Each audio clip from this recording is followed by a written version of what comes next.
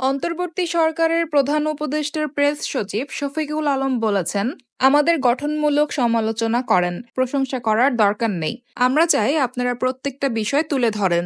রবিবার জাতীয় প্রেস ক্লাবে আয়োজিত এক আলোচনা সভায় প্রধান অতিথির বক্তব্যে তিনি এসব কথা বলেন। ফ্যাসিবাদ মুক্ত গণমাধ্যম চাই প্ল্যাটফর্মের উদ্যোগে গণমাধ্যমের ফ্যাসিবাদী বয়ান ফিরে দেখা 1 থেকে 36 জুলাই শীর্ষক এই আলোচনা সভা অনুষ্ঠিত হয়।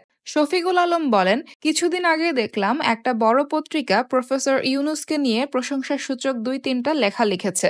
আমরা তাদের ফোন দিয়ে বলেছি, এটা লেখার দরকার নাই। আপনি আমাদের গঠনমূলক সমালোচনা করেন, প্রশংসা করার তো দরকার নাই।